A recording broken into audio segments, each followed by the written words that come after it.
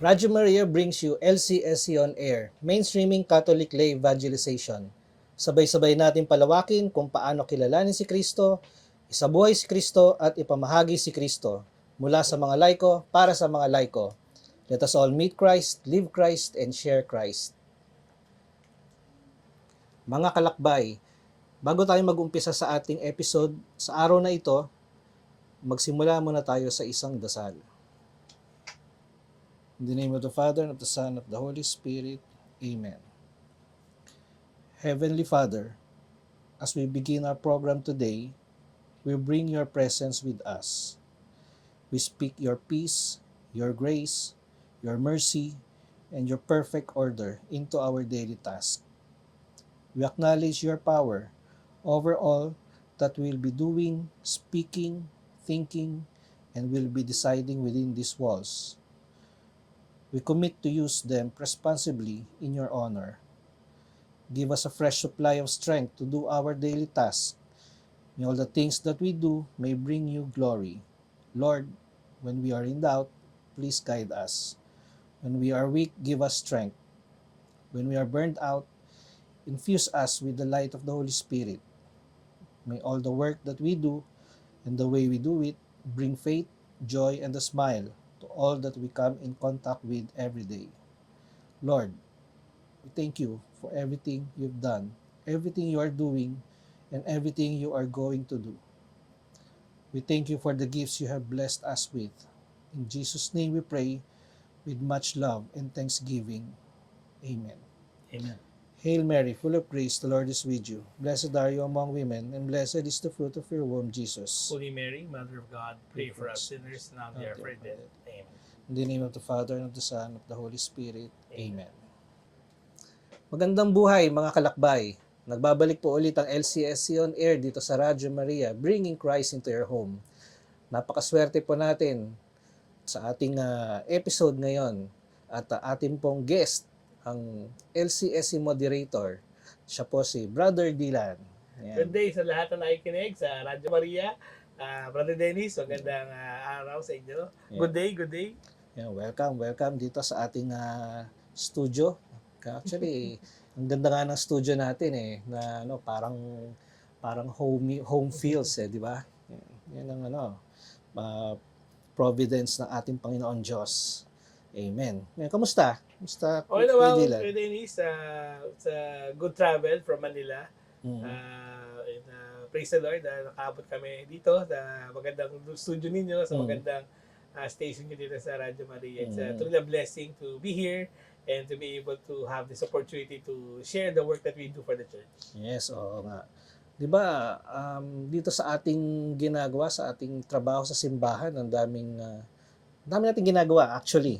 Hindi lang actually yung mga pare, marami rin silang ginagawa, pinapasa na nga nila sa atin na tayo rin. Actually, kailangan din natin gawin 'yon bilang isang laiko, 'di ba? Yan ang isa naman ng dapat nating gawin tumulong sa simbahan. Pero Kuya Dylan, ano ba yung kasi naririnig ko na lagi yung new evangelization na babasa ko Ikaw ba, ano ba yung new evangelization siya? Ano ba yung mga paradigms ng new evangelization? So ngayon mga kapatid, maganda pag-usapan natin ang new evangelization. Ano ba itong new evangelization? New evangelization is a new calling in the church right now. Panawagan ng simbahan natin to, no?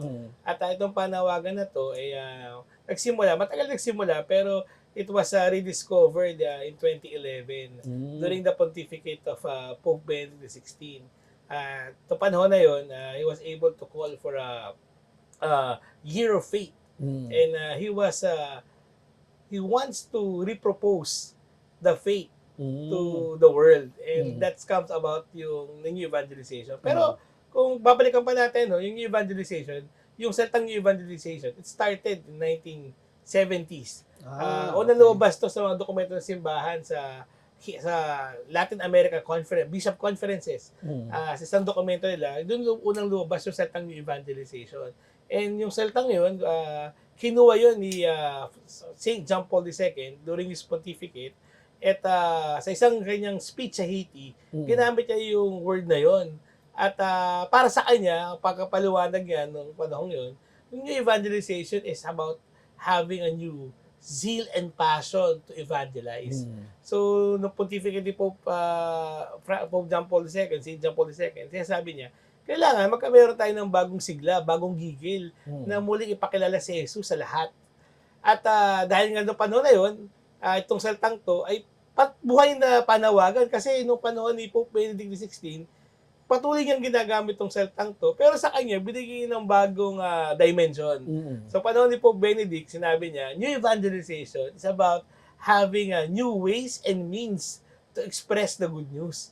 So, para sa kanya, dahil nagbago na ang mundo nung panahon ng pontificate ni Pope Benedict XVI, sabi niya, hindi nagagana yung mga ginagawa nating pamamaraan dati kung paano pakilala si Kristo. Hindi na effective, Oo, no? so kailangan magkameron ng mga bagong new ways, new means, new expression, di ba? And so, tama naman yun, nung panahon niya, talagang social media is there, internet is there, and we're finding new ways of communication to communicate the good news to others. Pero ito maganda, panahon ni Pope Francis, mayroon ko rin siyang panawagan no, na gawin ang new evangelization. Pero para sa kanya, ang new evangelization, binigyan niya ng tao kung saan dapat puntahan ang new evangelization. Para sa kanya, new evangelization is about looking for the last, the least, and the lost. Yun pala yun. So, firi-firis ang sinasabi ng ni Pope Francis. No? So, and until now, with Pope Leo, he continued to make this call to re-evangelize the world, to re-propose the faith to the world. Kaya, itong new evangelization, hindi naman siya bago, di ba? Kasi it was 1970s pa. And if you think about it, Brother Dennis, di ba? 2,000 years old to. Kasi when Jesus Christ rose from the dead, di ba? Sabi niya sa disciple niya, di ba? Go therefore and make disciples of all nations. So, from the very start, nung pa lang, evangelization is the primary mission of the church, di ba? Panahon pa ni Jesus. Pero, ngayon, sa panahon natin ngayon, ang sinasabi lang ng simbahan, yung evangelization hindi na siya bago, 2,000 years ago, pero kailangan nating pagbaguhin ang pagtugon dito. Dahil sa dami ng mga pagbabago nangyayari sa ating lipunan, at ang lipunan na yun ay patuloy pa rin nangangailangan makilala si Jesus. Parang kailangan mag-adjust yung evangelization. Kaya yun, dun pumapasok. Okay. So bakit nga? Galing, no? Di ba? So, yung simbahan din pala nag-a-adjust. No? Nag-a-adjust din kung sa time, sa panahon. All of the diba? times, ika nga. Yeah. Nag-a-adjust din para maging effective. Yes. So, ganun. Galing naman pala. So, bakit bakit new evangelization? Dahil, pagtingnan mo natin ng ating simbahan, parang kailangan mo mag-evangelize? Sa Pilipinas na lang, punong-puno ang mga simbahan natin Papunta ka pag linggo, umaapaw ang tao sa simbahan. Di lang, kailangan pa ba natin mag-evangelize? Kailangan pa ba natin mag-evangelize? Ang misa nga, ilan ang misa natin sa linggo? May ibang simbahan, may 5 misa, di ba? May 7. Isama mo na yung Sabado kung saan mayroon tayong anticipated mass, di ba? Napakadaming taong sumisimba. So, kailangan pa ba mag-evangelize? Ang sagot dyan, oo. Kasi, hindi natin nakikita. Ang nakikita lang natin ay yung punong simbahan. Pero pag tinignan mo at in-analyze mo ang sitwasyon ng simbahan ngayon, kailangan talaga mag-evangelize. Kasi imagine mo, it's only, sinasabi ng mga statistics, it's only 18% of adult baptized Catholic goes to Mass every Sunday. Private research nga, di ba? Since 1991, they started to conduct this research. Binibilang nila kung gaano karami ang binyagang Katoliko sumisimba kada linggo. Since 1991. And since 1991, up to now, ang trend is pababa ng pababa. At hindi lang yun. Pag tingnan mo yung age group ng mga sumisimba, yung mga nasa 50s pataas, yan ang mga regular churchgoer. Okay? Yung sinasabi natin, pag tingnan mo yung simbahan natin yun, daming kabataan, di ba? Pero yung mga kabataan, 30% lang ng total na kabataan ang sumisimba. So, can you imagine that, di ba?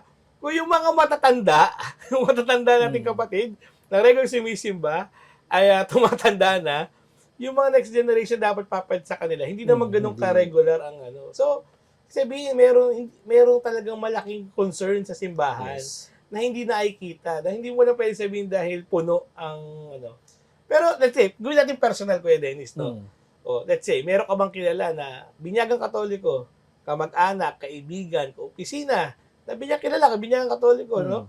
Na binyagan pero hindi sumisimba ngayon. May kilala ka? Marami. Ito, meron ka bang kilala, kamag-anak, kaibigan, kaopisina, binyagang Katoliko, nagsasama, pero hindi ka sa simbahan? Marami, di ba? So, kung maraming ganun, ibig sabihin, kailangan magkameron ng new evangelization.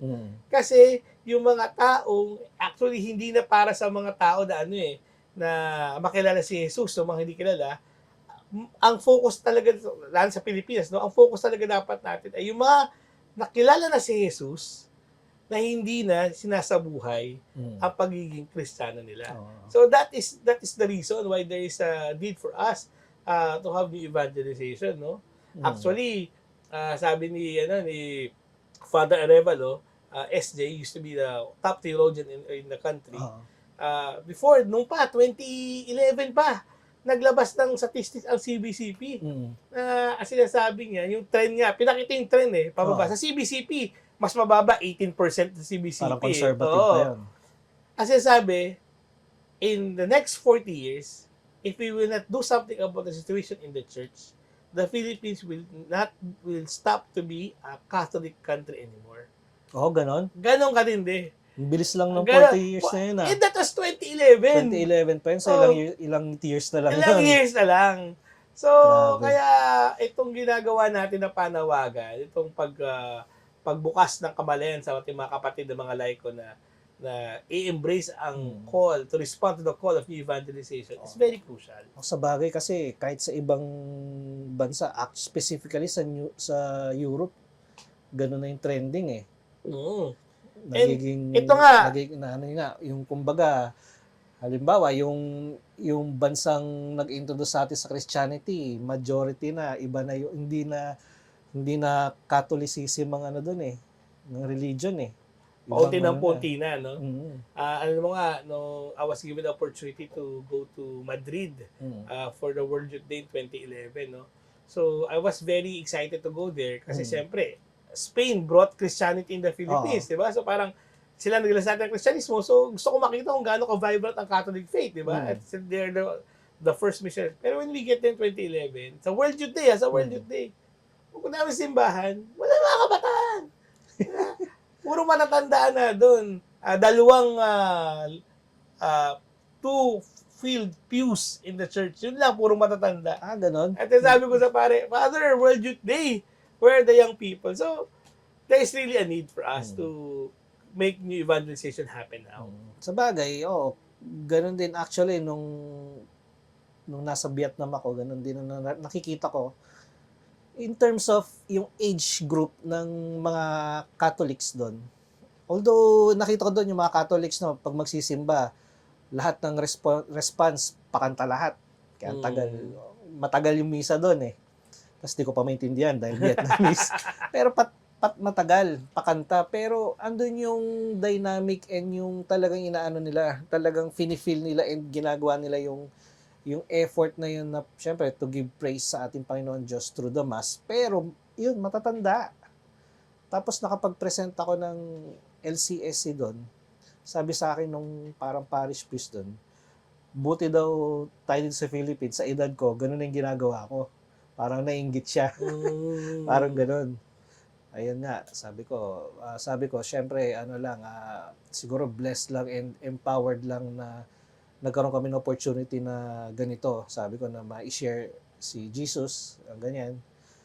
Gusto ko nga magbigay doon ng mga engagement, kaso ang problema, language barrier. Yeah. Hirap. Kasi doon, pag matatanda na, hindi na sila marunong mag-English. Kumbaga matigas na yung dila nila para mag-English. Pa. Hindi katulad yung mga bata. Mga ganon. So, nangyayari talaga. Yeah. Nangyayari talaga. So, ano pa ba yung mga statistics na na pwede natin i-share sa kanila in terms of ganyan? Katulad ng sinabi mo, ilang percent lang ang pumupunta sa simbahan. Mga ganyan. Ano pa ba yung mga pwede natin i-share sa kanila? So ngayon ano yung dapat nating gawin, 'di ba? Yun yung So, kung nakita natin na mayroon tayong pangailangan, 'di ba, na magkameron ng new evangelization, na kailangan din tumugon sa tawag ng new evangelization, di ba? Mm. So ano yung dapat natin gawin para mangyari itong new evangelization, no? So, dalawang bagay. Una, Mm. we need to go out of our maintenance mode. Mm. I think pag pumunta ka sa mga simbahan ngayon, marami namang magandang ginagawa sa simbahan. Kasi sabi mo nga, maraming activities sa simbahan, maraming mga aktibidades, maraming misyon, maraming ginagawa ang simbahan na nakakatulong at magaganda, no? Pero yung primary purpose or mission of the church is to evangelize. At yun ang mission na nakakalimutan. So, anong sinasabi natin ngayon? No? Kailangan natin mag-go out of our maintenance mode. We need to embrace the call for new evangelization. Pag ba sinabi mo maintenance mode, ano ibig sabihin? Sabihin natin, maraming sumisimba. Doon ka lang sa mga tao, yung okay ka lang na, puno naman yung simbahan eh. So, okay na yan. Hindi mo na pinapansin yung mga tao, binyagang katoliko, na hindi na sumisimba. Kumbaga, hindi natin sila inaakay papunta. Pag sinabi natin maintenance mode, masaya na tayo na meron tayong regular Sunday Mass, masaya na tayo na maraming organization sa simbahan, masaya tayo na maraming tayong activities, may piyestahan tayo, ito, di ba? Yun ang maintenance mo. Mini-maintain natin yung mga tao nasa loob ng simbahan. And parang nasa comfort mode tayo. Sa comfort mode. Oo. Pero ang panawag sa evangelization, we need to go back to our missionary mode. So what does it mean? It means that those people who are baptized, who are not living their life in a more with Christ, kailangan ito mapabalik sa simbahan. Oo. At taong pwede makatulong gumawa nun, ay tayong mga laiko. Tayo. Oo. Kasi di ba, Kuya Dennis, imagine mo, napakadaming, pag kinumpare mo yung mga pare at mga madre na naglilikod sa simbahan, napakaunti nun. Kumpara sa dami ng laiko na kailangan pabalikin sa simbahan. Di ba? Pag in-imagine mo, para sinasabi natin, ang isang pare in his own lifetime, di ba? How can he evangelize yung lahat ng tao na ninirahan sa parokya niya? It will be impossible. Pero kung tutulungan siya ng mga tao aktibo sa simbahan, nahanapin yung mga tao wala sa simbahan, mas mapapadali. Mas mapapadali. Totoo. Tsaka kumbaga parang, di ba, meron ibang mga parokya na, halimbawa, isang pare, tapos ang sinaserve niya is siguro mga nasa more or less 20,000 to 50,000 parishioners. Di ba? Mga ganun. Naalala ko, meron isa kaming activity. Confession lang. Confession lang. Inabot ng isang araw, mga 35 yata. Tagal na yun. Kung yung imagine mo, kung yung 10,000 na yun, humingi ng confession o mauubos yung oras ng pare, yun lang ang gagawin niya. So, kailangan talaga tayo bilang laiko, tumulong tayo. Correct. Tumulong tayo sa gawain na ito, sa new evangelization, di ba? Hindi lang yung Kuya Dennis, no? Isang naisip ko rin na kailangan mangyari, kailangan maging priority yung evangelization. So, ibig sabihin nun, kung ano mang programa tumatakbo ngayon sa simbahan, sa parokya natin, kailangan lahat yun ay patungo sa muling mapakilala si Jesus sa mga tao.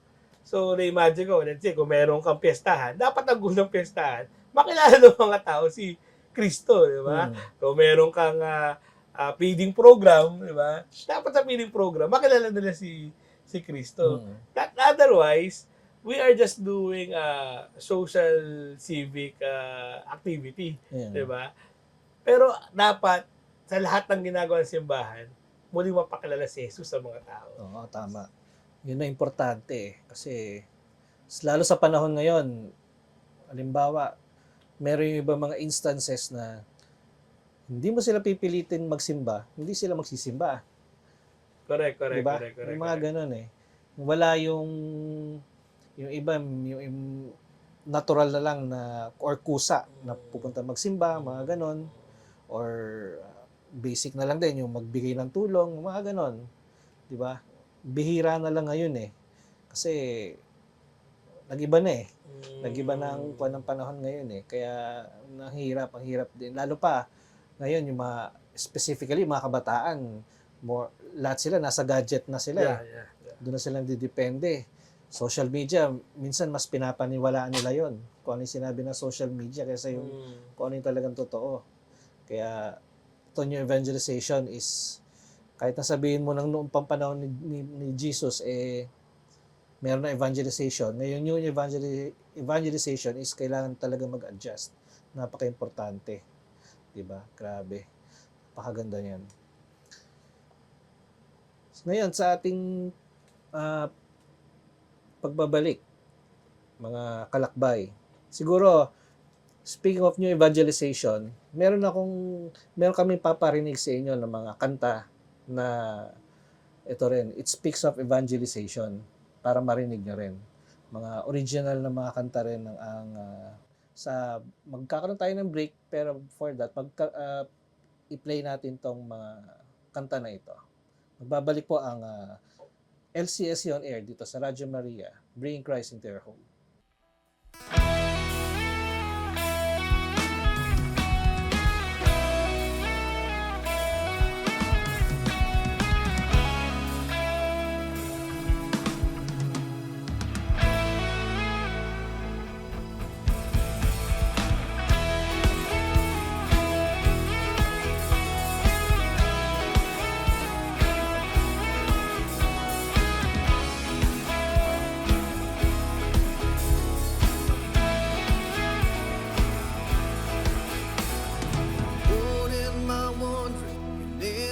Forsake me, you always remind me to trust and remember your name, 'cause you never change. Storms overwhelm me, you calm me with grace, you always remind me to seek and worship your name, 'cause you never change. You never change. My God is alive and lives in me. My God is enough, He is all I need. I'm free in His mercy, forgive and redeem. He's alive, He's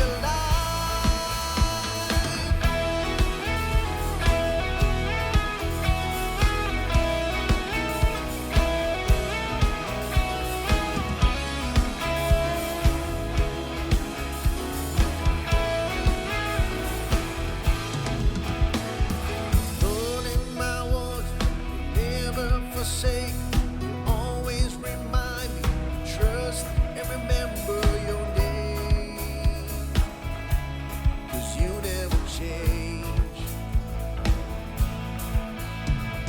Storms overwhelm, you call me with grace, you always remind me to seek and worship your name, 'cause you never change. You never change. My God is alive and He lives in me. My God is enough, He is all I need. I'm free in His mercy, give and redeem. He's alive, He's alive. My God is alive and He lives in me. My God is enough, He is all I need. I'm free in His mercy, give and redeem. He's alive, He's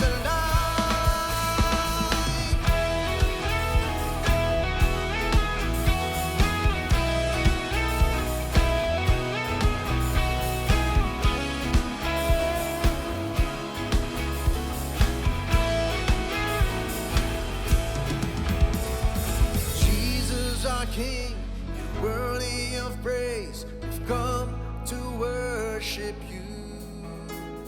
Jesus our King, you're worthy of praise. We've come to worship you. Jesus our King, you're worthy of praise. We've come to worship you. Jesus our King, you're worthy of praise. We've come to worship you. My God is alive and He lives in me. My God is enough, He is all I need. I'm free in His mercy, forgive and redeem. He's alive, He's alive. My God is alive and He lives in me. My God is enough, He is all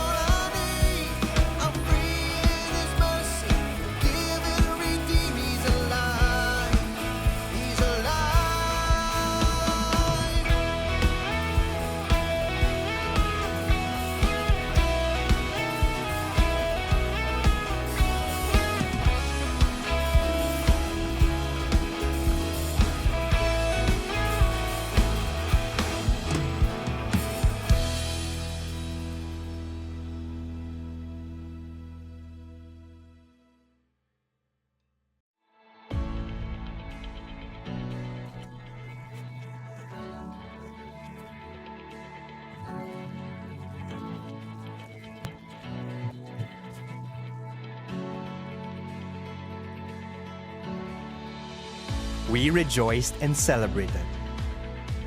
But it does not stop there. The mission must continue to move forward with greater intensity and passion.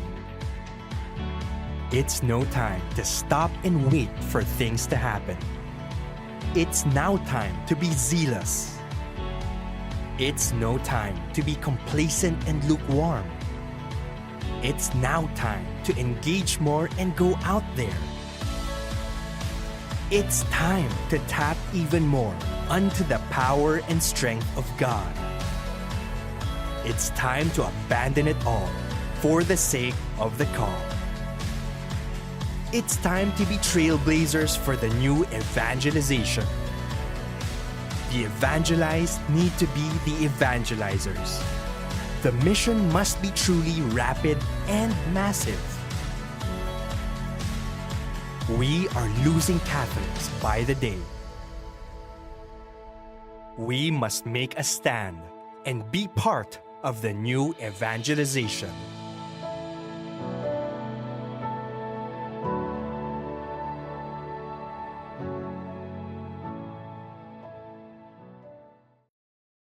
Muling nagbabalik ang ating programang LCSC on Air dito sa Radyo Maria, Bring Christ into your home. Yan, so Kuya Dylan, kanina, di ba sa first segment nga natin, napag-usapan natin yung new evangelization. So, again, new evangelization, tayo pala gagawa, tayo pala mga laiko. So, anong gagawin natin? Ano yung sagot? Paano natin gagawin yun? So, ang tawag sa atin is tumugon nga sa new evangelization na yun. No? Oo. At sa pagtugon na yun, sinasabi natin kanina, kailangan siya maging priority, kailangan siya gawin with great urgency, at kailangan na lahat ng tao ay ma-involve. So, sa atin naman sa Pilipinas, napakadami namang mga grupo din, di ba, na gumagawa ng evangelization work. Diba? Marami mga communities and all that. Yes. But I think ang pinaka-importante is how we can involve everyone and make a collective effort to make evangelization truly the priority in the church. And we are blessed, Brother Dennis, kasi in 2011 as well, the Lord has given us a tool in order to respond to this call of the church. And that is the Live Christ, Share Christ mission. Yun. Okay. So, 2011, Brother Dennis, no, our founder, Brother Frank Padilla, have seen this crisis in the church. And he responded, dun sinasabi ko kanina na kay Pope Benedict na Year of Faith, when the church asked, what should we do to propose the faith to the world? Brother Frank Padilla answered to that call by creating this movement called the Live Christ, Share Christ Mission. So, 2011, Brother Dennis, when... Tagal na pala, no?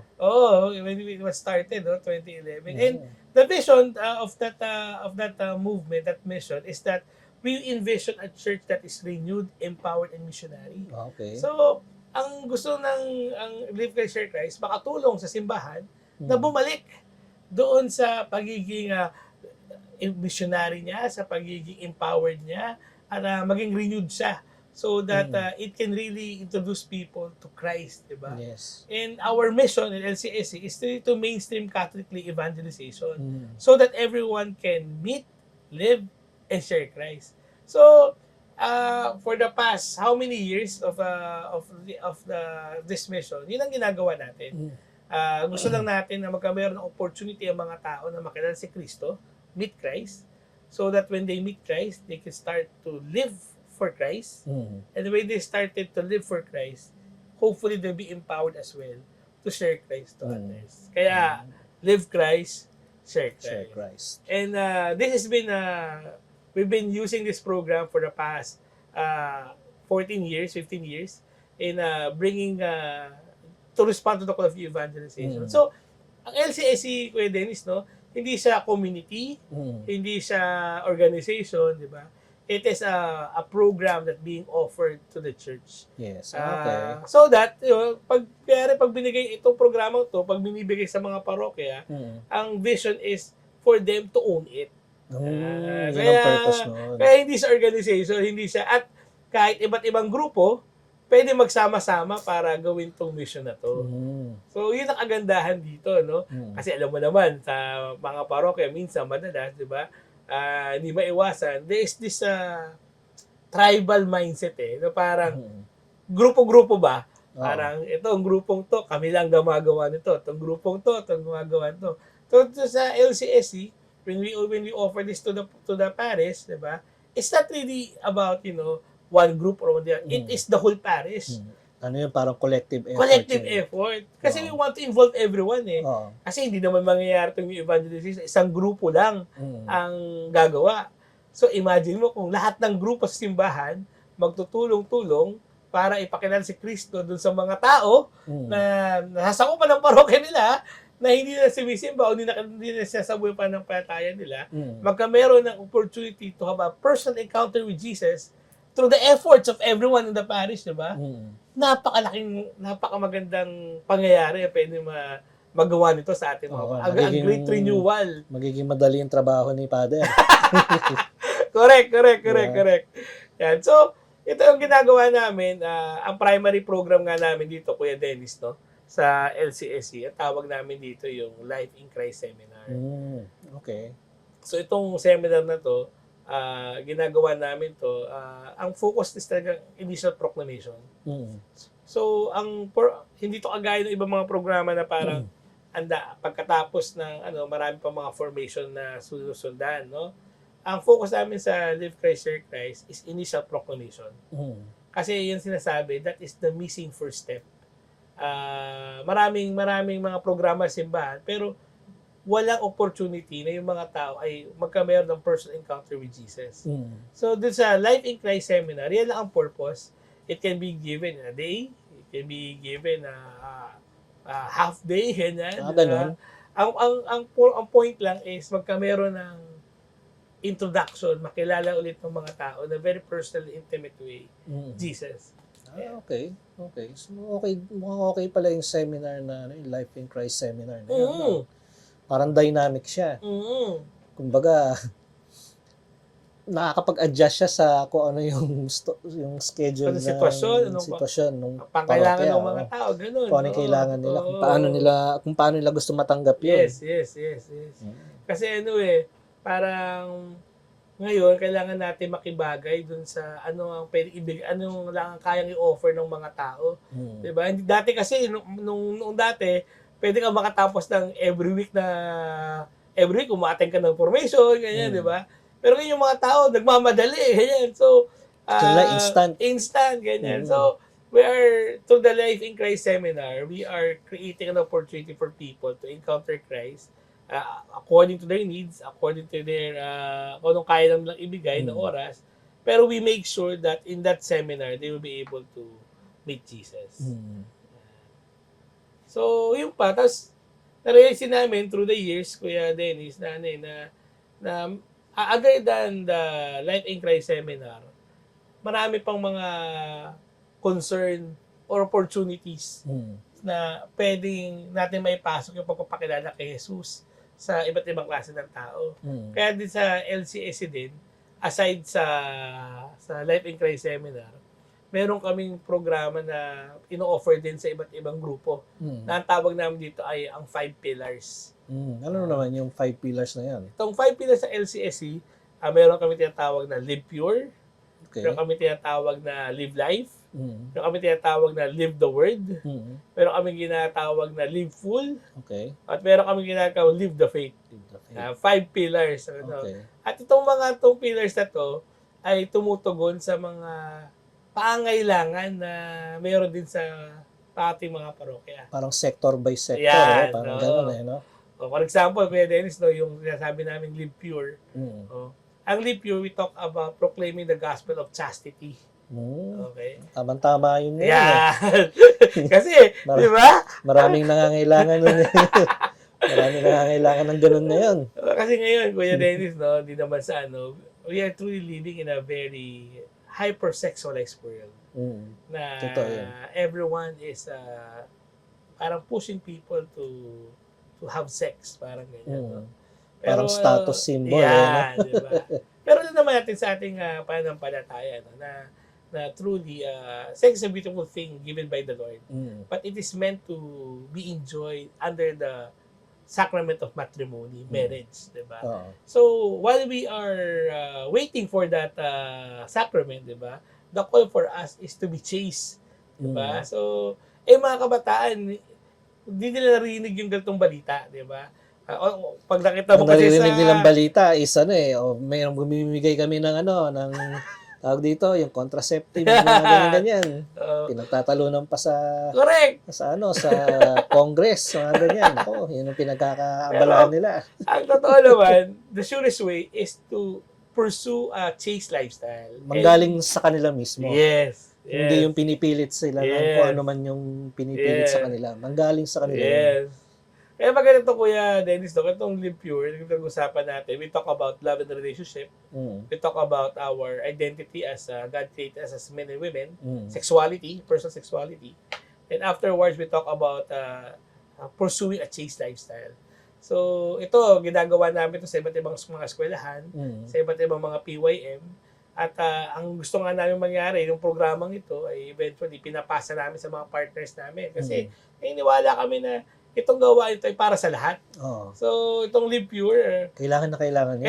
kailangan at hindi namin magagawa na kami lang. Kaya after namin na mabigyan ng formation yung mga schools or mga PYMs na mga kabataan natin, no, we also equip and empower them so that they can become their own chastity speakers in their respective settings. Oo. So, yan. And for the past few years, yan ang pakadami namin mga napunta ng mga eskwelahan, mga youth organization, at mga simbahan, ng mga PYM youth ministry to conduct this program. No? Isa pa sa pillar na meron kami, tatawag namin Live Life. Proclaim ang call naman namin ito is to proclaim the gospel of life. Okay. Kasi tayong mga Katoliko, tawag sa atin maging pro-life tayo. Oo.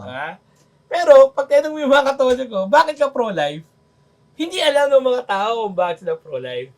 Alam na nila, pro-life sila dahil sabi ni Father, dapat pro-life tayo. No? So dito sa Live Life Pillar, we are proclaiming the gospel of life.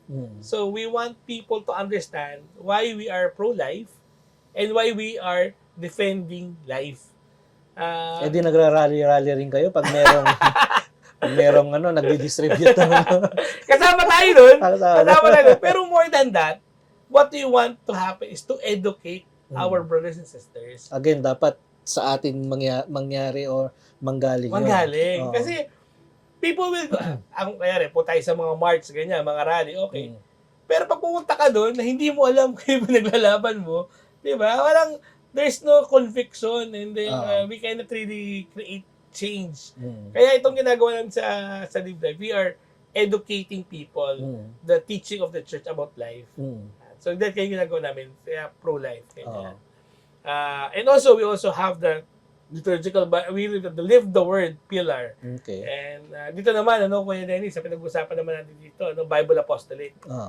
So, we want to proclaim the gospel of good news, di ba? Yes. That can be found in scriptures, di ba? And malungkot sa simbahan, di ba? Maraming Katoliko, may Biblia, pero hindi binabasa ang Biblia. Marami akong pupuntahan, mga bahay na may mga altar, pero yung Bible, punong-puno ng alikabok. Oo. Pero nga joke daw, Kuya Dennis, ano pinagkaiba ng Bible ng Katoliko sa Bible ng Protestante? Ano daw? Yung Bible ng Protestante, amoy kilikili daw. Kasi lagi nila bitbit. Pero that should not be the case. Kasi the Bible is our book. It is the church who collected that book. Diba? It's our book. Yes. Kaya kailangan yung mga Katoliko, if you want them to meet Christ, they also need to know scriptures. Nandun lahat eh. Nandun diba? Paano magkala si Jesus? Nandun, nakasulat, Doon diba? nakasulat eh, kung anong ginawa niya, paano siya nag-evangelize, ano yung nangyari sa kanya, Yes, ano yung mga teachings niya. Correct, Kuya Dennis. Nasa Bible yun eh. Importante na lahat tayo ma-involve ulit sa pagbabasa naman. And how we do that in Live the Word is by teaching the liturgical Bible study method. Paano naman yun? So, ginagawa this liturgical Bible study method was created by Father Arlo Yap, an SBD priest. And he was given this tool to all of us to Catholic, na inaaral namin yung proseso. At nakita namin, nung tinuro niya sa amin to, nakita namin, magandang opportunity to para magamit for evangelization. Kasi marami kasi mga Bible groups, Bible studies sa ating Oo, iba-iba yung methods. iba-iba, di ba? Iba-iba yung methods eh. May bibdasal, may ganun, Oo. may tawag dito, maraming mga proseso, maraming mga methods na meron sa simbahan. Pero na-realize ko, Kuya Dennis, nakita namin, marami sa mga method na to ay ginagamit ng mga kapatid natin para mag-grow sila spiritually. At tama naman yun. Okay naman yun. Pero nakita namin na itong LBS method is a good Bible study program for evangelization. Kasi dito, ginagawa namin, inaaral natin kasi dito yung yung mga babasahin sa Sunday Mass. Okay. So, bago pumunta sa misa, nabasa mo na yung napag-aralan mo na, napagnilayan mo na. Oo. Pagpunta mo ngayon sa simbahan sa linggo, Mm. alam mo na yung message, Oo, di ba? yung message. So, that is a good way for us to. So, na-realize namin, maganda itong gamitin. Kaya, ang experience namin dito, Kuya Dennis, ginamit sa mga eskwelahan, sa mga corporation, at marami nga kami mga kasama ng mga single men and women, ginagamit to sa mga coffee shop kung saan ginagamit nila Doon sila nag-Bible LBS. study. Oo. So, Okay. LBS. So, pwede pala. Pwede. Oo. At effective kasi they will invite their friends Mm. over coffee. They will talk about scriptures. And slowly, they get to know Jesus and their life are being transformed and renewed. Oo. Very powerful ang scripture. Oo. Kaya napakaganda nitong So, yan ginagawa namin. Itinuturo namin tong method na to sa simbahan, lalo sa mga sa mga lame, mga lector and commentator, ganyan. Kasi marami sa they just read the Bible, pero hindi nila realize na pwede magamit to for evangelization. So yan, yung pillar na ginagamit namin na yan. We also have the Live Full pillar. Yung Live Full pillar naman, Kuya Dennis, we talk about how to partner with the social action group of the church. Okay. So, parang sa Caritas. Sa parang ganun. Caritas, Oo. di ba? Pero ang focus namin is not really more than giving yung mga pangailangan ng mga kapatid natin sa mga laylayan. Ang ginagawa namin, naghahanap kami ng mga partners na pwedeng tumulong sa kanila. Pero sa pagtulong namin sa kanila, ang primary purpose namin is to proclaim the good news. Yun importante doon. Kasi madalas yung maraming mga ganyan na sabihin nating medical, dental mission, tsaka feeding program. Pero hanggang doon lang. Yes. Wala na yung spiritual. Yes. Which is importante din yun. At lungkot, at no fault of their own, yung iba natin mga kapatid na gusto tayong tumulong sa mga may hirap nating kapatid. At marami naman tagang gano'n, And tama naman yun. Pero ang na-realize namin, kasapat kasabay ng pagtulong ay ang pagproklama ng mabuting balita. Kaya dito sa Live Full, yun ang ginagawa namin. We partner with different organizations, we partner with different communities, and we try to help the poor. But at the core of it is the proclamation of the good news. Maganda yun. So yun. Tapos, yung last time pillar na meron kami, Live the Faith. Live the faith. Ito naman is a catechetical program that we are, parang we want to support our catechists in the different parishes. Kasi gaya na sinasabi ko, sa parokya, marami namang catechetical program. Marami namang available na programa para sa catechism, Pero ang tulong na pwede namin ibigay ay ang pagbigay ng, ano ba tawag natin dito? We can say na interest sa mga bata na aralin ang kanilang pananampalataya. Kasi marami namang available na information, maraming available materials, pero ang kulang is yung desire, yung drive to study their faith. So yung Live the Faith, doon kami nakatulong kay Dennis. Gusto naming tulungan yung mga tao na ma-curious sila. Bakit ba ganito yung paniniwala natin? Ano ba tinuturo ng simbahan, di ba? At ituro at dalhin sila sa mga programa, sa mga tao, like the our catechists, that will help them to rediscover more about their faith. Parang yan, yung Live the Faith, parang aside from yung mga alam na natin na basic sa ating religion, yung kung ano pa yung deeper information. Yes. Na tipong ganun ba? Kaya pala, mga mapapaganon. Kasi marami namang alam, ginagawa na yung practice, pero hindi nila alam ano yung reason behind it, Oo. di ba? And even though nga, marami namang materials, pero yung mga tao hindi nagbabasa, hindi nag-aaral. Kasi walang desire to know it. So, Yes. that's what we want to do to the Live the Faith program. We are giving them the desire and passion so that they will be able to know the faith, di ba? Parang Tsaka maganda dyan, yung siguro, yung importante rin na legit yung information ba? yes, Parang yes, ganon. Kasi yes. sa YouTube ngayon or sa internet in general, maraming information dyan. Pero hindi mo alam kung yun ba talaga yun. Yes, yes. Una-una kung galing ba sa simbahang katoliko yung information na yun. Tama ba yun? O baka mamaya galing sa ibang impormasyon. Yun, kung yung legitimacy niya, yung accuracy ng ng information eh. Yun ang importante doon eh. Yeah. Yung source is tama. Yes, yes. So, Diba? we try to help the church on those things. These are the 5 pillars. And our last, we also offer ang tawag namin the self, the servant leaders formation. Okay. So, isa sa mga na-realize namin through the years of our engagement in the parishes, napakadami natin mga leaders sa simbahan, pero madalas yung mga leader sa simbahan, sila pa rin yung mga magkakaaway. Ganyan. So, pagalingan, palakasan kay father, ganyan, no? Pero, ba't ba tayo naglilingkod sa simbahan, di ba? Because we want to become servants. Yes. We are called to become servant leaders. And I think that's sometimes what is missing in the church. Not to be superstars. Yeah.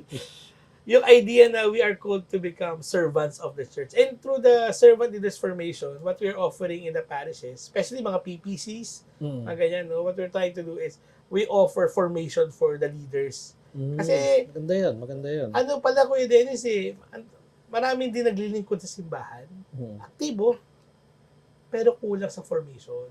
Oo. And that makes a whole lot of difference because if the servant of the church is formed because they know Christ, they are living in Christ, and they are using their time to share Christ, then they can become powerful instrument of evangelization in the church. Kaya yan, ito yung ginagawa namin sa LCSC. Meron kaming Life in Christ seminar, meron kaming 5 pillars, at meron kaming tinatawag na Self-Servant Leaders Formation Program. And these programs are free for the parishes. Yun ang importante doon. Yeah, free for the parishes. They just need to contact us and we'll be able to help them. And ang design namin, Kuya Dennis, na gusto namin makwento sa mga tao, no? Itong programa namin, yes, ginagawa namin to na libre, pero ang mas gusto sana yung mangyari ay maipasa namin ng programa sa kanila. Kasi yung pagbigay ng programa, that's first step eh. Pero if we really want to make new evangelization happen, everyone should be involved. So, when we give this program, our desire is for the people who have received it to be trained fully to do this on their own para sila mismo ang pwedeng makagawa nito sa mga parokya. Yes. Yun ang ano doon. Yun ang cherry on the top. Yes. Kumbaga. Yun ang trophy ng LCSC noon. Pag yun na ipasa niya. Yes. At sila na ang gagawa, di ba? Yes. Which is malaking tulong yun. Yes. Di ba? Ang galing. So meron na palang ganito. 2011 pa ang LCSC. So maganda na mai-share talaga ito sa simbahan. At para makatulong. Correct. Di ba? Para makatulong ang laiko specifically sa simbahan para makapag-evangelize. And lalong-lalo, ma-reach out yung mga lumayo na sa simbahan specifically. Di ba? Galing. So mga kalakbay, ang galing di ba ng Live Christ, Share Christ mission na ating narinig ngayong araw na ito. Galing. Malaking tulong ito and sana kayo rin, mga kalakbay, makatulong din dito sa Live Christ, Share Christ mission na ito para ating maibahagi ang ating pananampalataya, may sa buhay natin si Jesus, may bahagi natin. Di ba? Napaka-importante nun. At mga kalakbay, matatapos na naman yung isang episode natin. Parang bitin. Dami ko pang gustong itanong kay Kuya Dylan pero patapos na ang ating episode sa ngayong araw na ito. Okay, Kuya Dylan, ano pala? Siyempre, pinag-usapan natin yung evangelization. So siguro invite natin sila sa gawaing ito kung baka pwede ka nilang i-invite, mga ganyan. Siguro banggitin natin sa kanila yung mga social media natin, mga kung ano-ano. Sige, tas i-flash din natin sa screen. Yan, sige, salamat kayo, Dennis. No? So, lahat po na nakikinig sa atin, nanonood sa atin, no? Kung gusto niyo po kami imbitahan sa inyong mga parokya, sa inyong mga eskwelahan, para pag-usapan ng vision of new evangelization, or to help allow if any of the programs, if LCSC, if you see this program as beneficial or something that you need in your parishes or in your communities, please to invite us. You can look us on our website at www.livechristshare.net. You can also email us for anything that you want, any support that you want. At if you want to invite us and get resources or any materials, you can email us at admin@livechristshare.net. And also, if you want to see what's been happening, what's going on in our mission, you can go to our social media accounts. LCSC is present in our Facebook, Instagram, X or Twitter, and in YouTube as well. We have also a lot of videos there. So, together with the different pillars of LCSC, you can find us in the social media. So, like us, follow us, comment, and allow us to partner with you so that we can truly respond to this call of new evangelization. Okay, thank you. Thank Thank you kay Dennis for this opportunity. Salamat sa pagkakataon na may bahagi itong ginagawa namin para sa simbahan. Siguro bago tayo mag-end sa ating episode, pwede bang i-lead mo kami into a Sure. prayer? Diyan tayo mga kapatid. For Lord, and the Father, and the Son, and the Holy Spirit. Amen. Lord God, we like to praise and thank you for this opportunity you've given to us to share this wonderful work that you've been doing in the church to the Live Christ, Share Christ mission. We thank you, Lord God, first and foremost, for calling the church to do a new evangelization in this point in time. Lord God, truly, Lord God, there are a lot of people in darkness. There are a lot of people who are lost right now, and all of them are looking for you. So, Lord, we thank you for giving us this desire, this zeal and passion to once again, Lord God, proclaim you to the last, the least, and the lost. Lord, as we respond to this call that you give us to the church, we ask you, Father God, that may you pour upon your Holy Spirit upon us. We'll be able, Lord God, to really respond to this call with zeal and passion.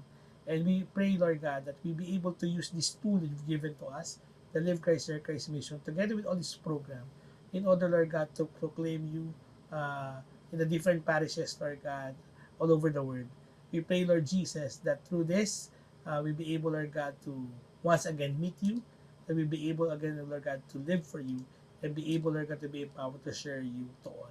Lord, we ask of you, Lord God, that may you use us and this program so that people will be able, Lord God, to go back to you. Mama Mary, the star of new evangelization, we ask for intercession for this mission as we pray. Hail Mary, full of grace, the Lord is with you. Blessed are you amongst women, and blessed the fruit of thy womb, Jesus. Holy Mary, Mother of God, pray for us sinners, now and the hour of our death. Amen. In the name of the Father, and the Son, and the Holy Spirit. Amen.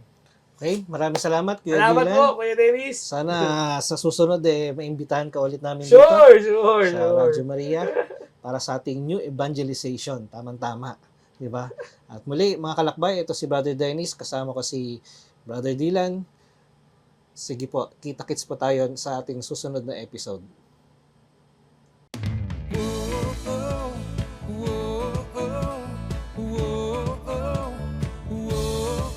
You have died for my sake, all my sin and my guilt. Jesus, you took them away. I was broken, I was lost, but you made me, restored me, reminded me of who I am. Nothing compares to the love you have for me. With your love I'm sure I shout and declare, Jesus, your love is true.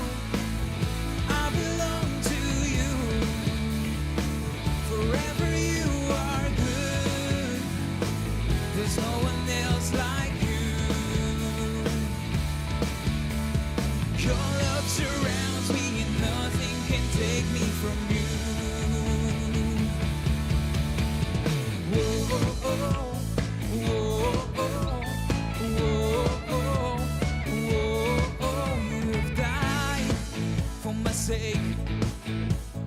sin and my guilt. Jesus, you took them away. I was broken, I was lost, but you met me, restored me, reminded me of who I am. Nothing compares to the love you have for me. With your love I'm sure I shout and declare, Jesus, your love is true. I belong to you. Forever you are good. There's no one else like you. Your love surrounds me and nothing can take me from you.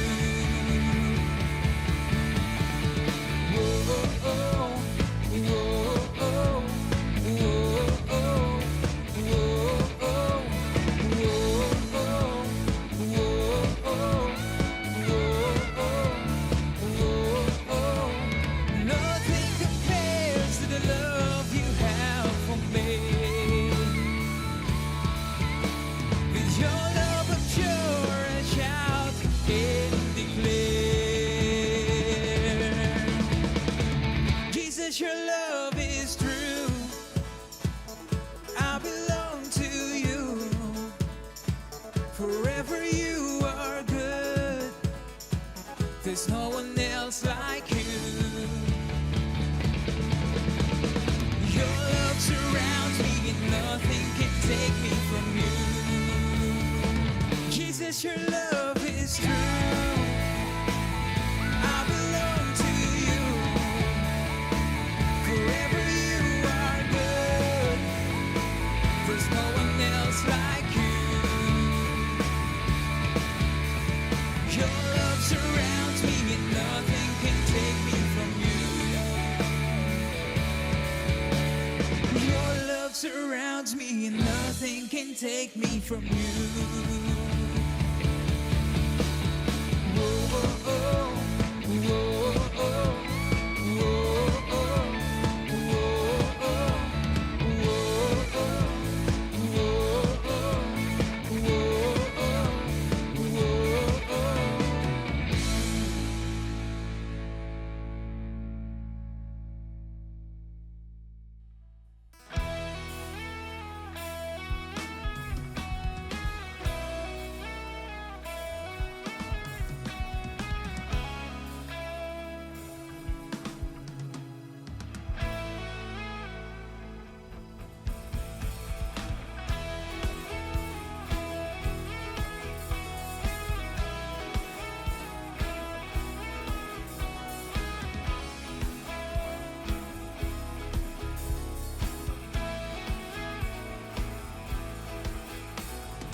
Lord, in my wandering, you never forsake me.